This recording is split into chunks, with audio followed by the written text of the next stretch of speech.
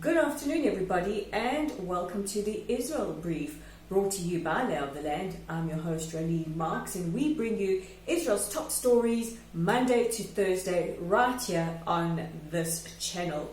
So let's take a look at today's top stories, and of course it's all about COVID-19. That's the story dominating headlines all around the world. So before we get into some updates, let's take a look at Israel's stats. Yesterday, a significant amount of tests were carried out, probably the highest to date, and the statistics are as follows. So confirmed cases, this is from right at the beginning, including fatalities and those who have fully recovered, are at 14,326. Out of that, 187 have been fatalities, and sadly yesterday we lost a 100-year-old woman with pre-existing conditions who sadly passed away. And there are 148 who are in serious condition, with 111 who are on ventilators. But the number of recovered has also increased quite dramatically and is at 4,961 fully recovered. Now, yesterday was Yom Hashoa, Holocaust Memorial Day, and this is traditionally a time of the year where Israel celebrates or commemorates national holidays, and next week we expect to commemorate Yom HaZikaron, which is Remembrance Day for fallen soldiers and victims of terror, and that will be followed by Yom Ha'atzmaut, which is Independence Day, which traditionally sees Israelis take to the beaches, to the forests, to family and friends, to barbecue, but the government has said that we will be enforcing a full lockdown from just before Yom HaZikaron comes in to the end of Yom Ha'atzmaut, and this is to prevent people from gathering in crowds. And sadly, one of the most highly anticipated events which takes place every year, which is the annual flyover from the Israeli Air Force, from El Al and various others, is a real high point in the annual calendar, and this won't go ahead.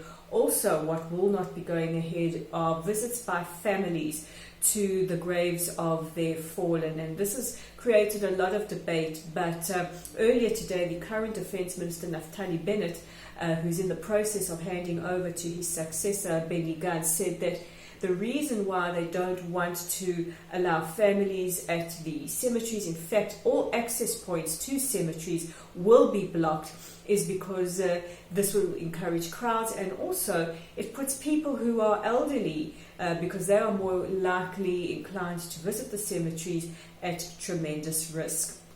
And earlier today, a health professional within the health ministry warned that if Israel does not maintain social distancing, we could see another spike in the number of infections. So at the moment, everything is being done to possibly ensure that Israel comes out of this as soon as we can, with as little risk as possible. And some statistics in, we were voted the safest country as far as COVID-19, and one of the lowest death rates, or possibly the lowest death rates in the world.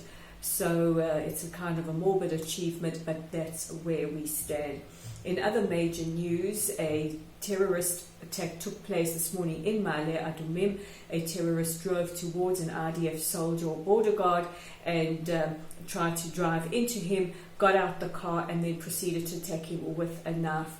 The soldier is in moderate condition, and the terrorist was shot by officers who came to the aid of the attacked officer. It is unclear whether or not the terrorist was killed.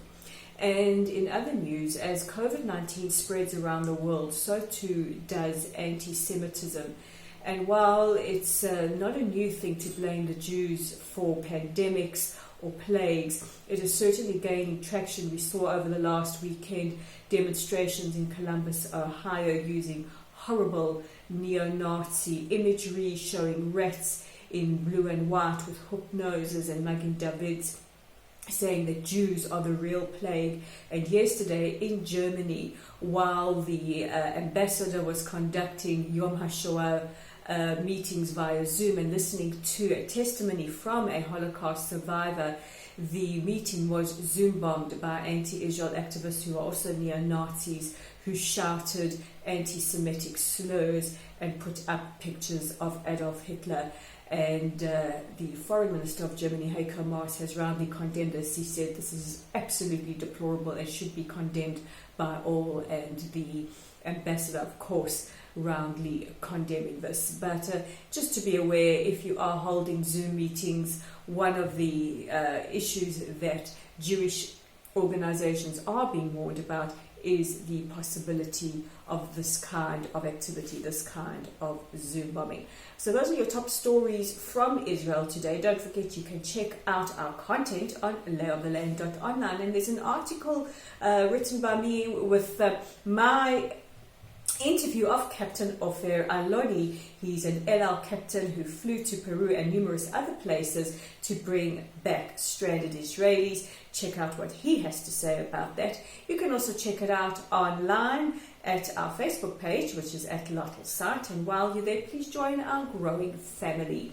And don't forget that you play a very important part in making sure that Israel's story and news from Israel gets out to the world. And you can do this by subscribing to our YouTube channel at The Israel Brief and by sharing our content. So with today's edition of The Israel Brief, I'm Rolene Marks from a noticeably warmer Israel, and we'll chat again tomorrow.